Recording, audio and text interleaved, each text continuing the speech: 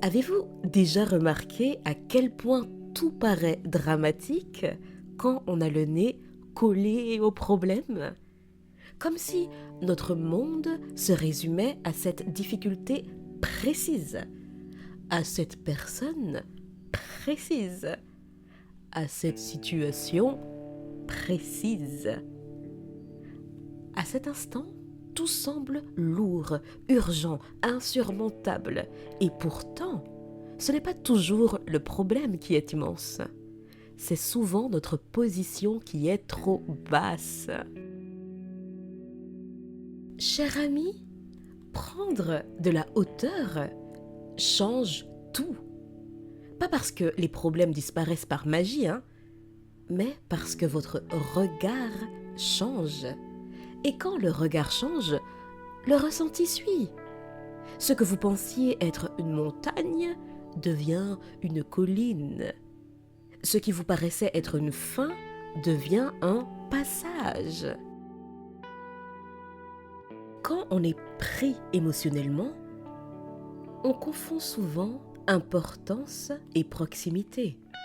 Cher ami, plus quelque chose est proche de vous, plus vous lui donnez du pouvoir. Une remarque, un silence, un regard de travers, tout ça peut ruiner une journée entière. Pourquoi? Parce que vous êtes dedans, trop dedans. C'est comme quelqu'un qui colle son visage à une toile. Naturellement, il ne verra que des taches de couleur, mais jamais l'ensemble. Prendre de la hauteur, c'est reculer d'un pas, puis de 2, puis de 10, et puis d'autant que nécessaire.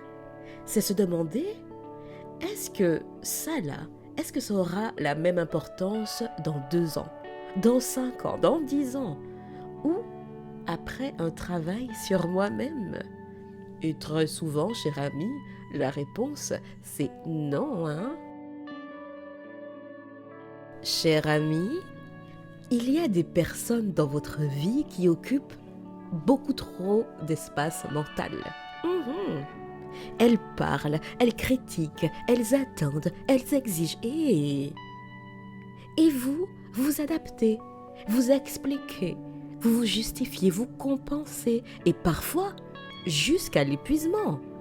Mais si vous prenez de la hauteur, vous réalisez une chose essentielle. Toute personne qui pompe votre énergie sans jamais vous nourrir n'a peut-être pas à avoir autant d'importance dans votre vie. Ce n'est pas de la froideur, ce n'est pas de l'égoïsme, c'est de l'hygiène mentale. Vous n'êtes pas censé vivre pour gérer les émotions des autres, pour gérer leurs frustrations, leurs blessures non guéries. Prendre de la hauteur, c'est remettre chacun à sa place, ni au-dessus de vous, ni au centre de tout, et puis ni en dessous de vous. Il n'est pas question de mépris ici. Vous savez, ce qui vous fait souffrir aujourd'hui, ce n'est pas toujours le problème réel. C'est parfois ce que cette situation vient réveiller en vous. Une peur ancienne, une blessure d'abandon, le besoin de reconnaissance. Tant que vous ne prenez pas de hauteur, vous continuez à traiter les symptômes et jamais la cause. Exemple très simple, une relation qui vous fait douter de vous. Vous analysez chaque message, chaque silence. Vous vous demandez ce que vous avez mal fait. Mais, cher ami, si vous prenez de la hauteur, vous pouvez vous poser une autre question. Est-ce que cette relation est alignée avec la personne que je suis en train de devenir? Et là, quelque chose se remet en place. Ce n'est plus comment faire pour être aimé, mais est-ce que je me sens respectée ici? Est-ce que je me respecte ici? Est-ce que je me respecte en restant ici, dans cette situation? Prendre de la hauteur, c'est aussi accepter que tout n'a pas besoin d'une réaction immédiate. Tout n'est pas urgent. indépendamment de ce qu'on pourrait vous faire croire. Vous voyez les urgences là qui arrivent, voilà, on vous appelle, tu peux faire ça pour moi? Oh, j'ai besoin de ça, oui, c'est urgent. Non, on prend de la hauteur. Tout ne mérite pas votre énergie, tout ne mérite pas votre attention.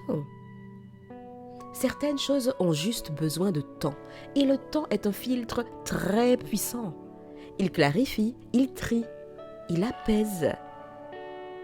Vous savez, ce qui est vraiment important résiste au temps, le reste s'efface.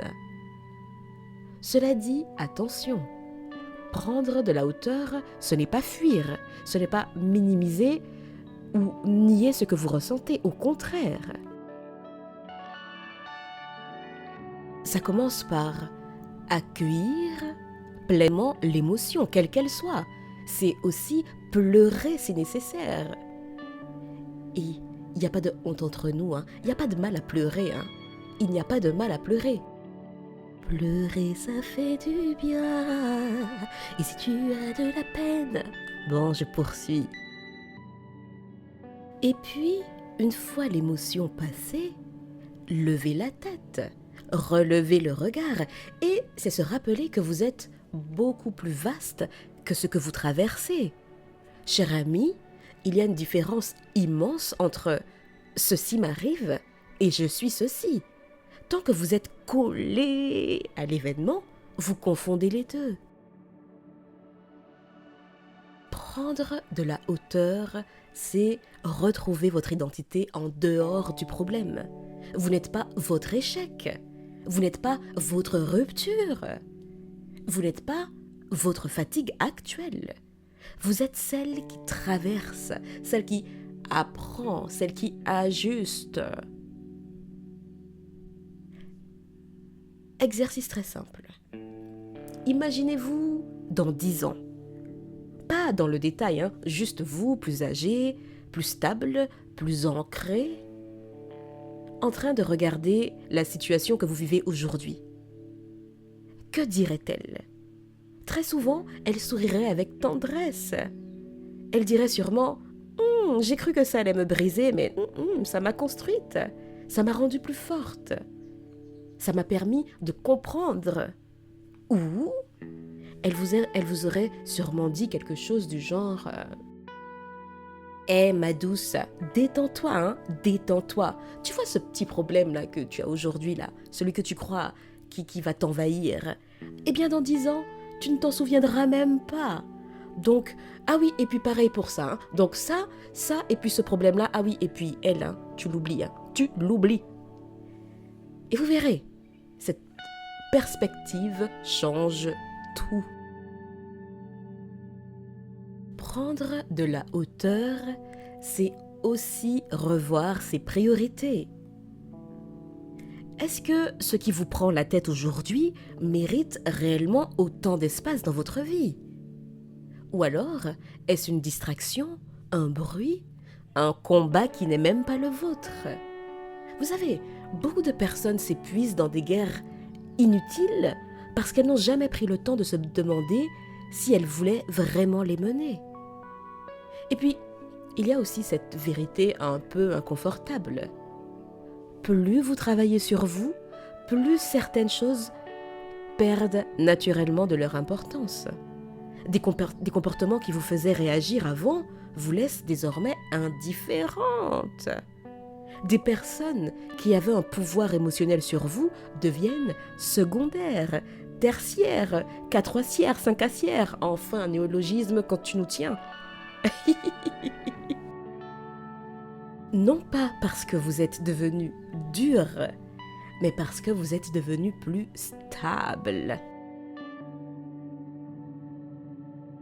Cher ami, la hauteur vient avec la conscience, et la conscience vient avec le travail intérieur.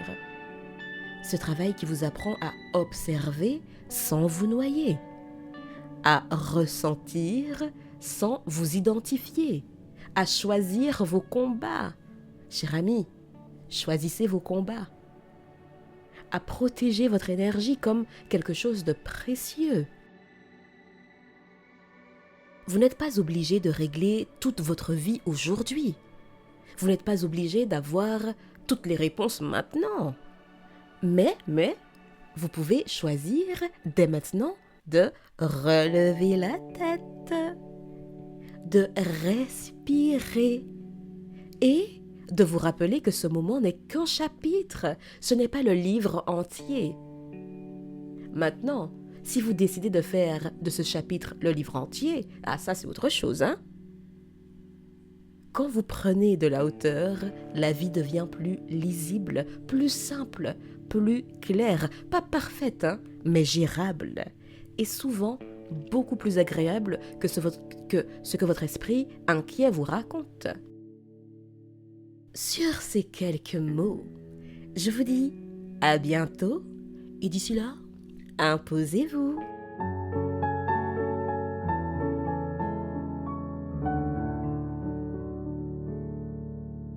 Ah oui.